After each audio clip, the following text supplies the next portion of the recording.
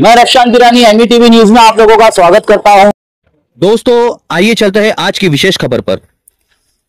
भाजपा विधायक और अपने आप को कट्टर हिंदुत्ववादी कहने वाले नीतीश राणे ने मुसलमानों के खिलाफ एक बार फिर से उगला जहर। जी हां दोस्तों, बहुमत से भाजपा की महाराष्ट्र में सरकार आने के बाद में नीतीश राणे की एक वीडियो क्लिप वायरल हो रही है जो कि मराठी में है, जिसका अर्थ हम आपको हिंदी में बता रहे हैं। नीतीश राणे के कहने के मुताबिक महाराष्ट्र में जितने भी लाउड स्पीकर लगाए गए हैं मस्जिदों के बाहर अजान के लिए, उन तमाम लाउड स्पीकरों को मुसलमानों द्वारा हटा दिया जाए, वरना अगर हमारी सरकार गठन हो गई, सरकार बन गई तो हम उन्हें जाकर के खुद उतरवाएंगे। साथ साथ में उन्होंने दरगाहों को भी टारगेट किया है। उन्होंने साफ तौर पर कहा है कि मौलानाओं को हम चेतावनी दे रहे हैं कि दरगाहों पर से ये हरी चादर हटा दे और तमाम दरगाहों को हटा दिया जाए जो कि अनधिकृत है, वरना हम खुद बुलडोजर लेकर के सरकार के आने के बाद में, सरकार बनने के बाद में उस पर कार्रवाई करेंगे। अब देखना यह है कि हमेशा की तरह इस बार भी सिर्फ नीतीश राणे का यह भड़काऊ भाषण था कि सरकार के पावर में आने के बाद में इस पर ये अमल करेंगे, ये तो वक्त ही बताएगा। धन्यवाद। आता थांबा, आता सरकार नवीन बनतंय, आमचं हिंदुत्ववादी विचाराचं सरकार आहे, भक्कम सरकार आहे। आता काय सरकार बनल्यानंतर जे काही तुम्हाला कारभार होईल तो तुम्हाला दिसेलच, पण सरकार बनता बनता मी एवढंच सांगेन की आता जेवढे मस्जिदीचे वर भोंगे आहेत त्यांनी आतापासूनच काढायला सुरुवात करावी। भोंग्यांचे आता 5-5 हे नखरे आम्ही सहन करणार नाही।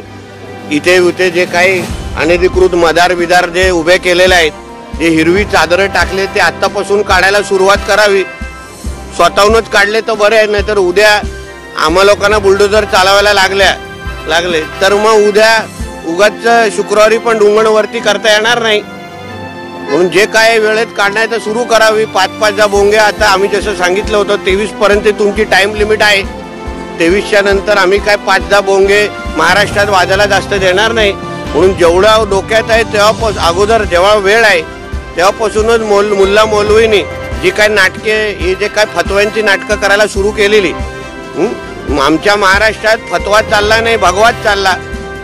म्हणजे काय ते नेमानी विमानी नावाचे जे काही मूल्य आहेत, मौलवी आहेत, ज्यांनी खूप फडफड केली, हे काय उलमा विलमा जे काही बोर्ड आहेत त्यांनी आत्ताच आपल्या शटर बंद करून टाळा लावून इथून पळून जावं, नाहीतर उद्या आम्हाला तुमची शिकार करण्याची वेळ आणून देऊ नका। सर, हिंदुत्वाच्या मुद्द्यावर हिंदुत्वाच्या आधी महाराष्ट्रात बुलडोजर देवा पॅटर्न म्हणून तुम्ही सुरुवात केली होती, त्या पॅटर्नची सुरुवात आहे, तो पॅटर्न पुढे सुद्धा काय राहील? म्हणून मी तुम्हाला त्यांना वेळ देतोय ना। आता 3-4 दिवस सत्ता बसण्यासाठी, सरकार बसण्यासाठी आहे।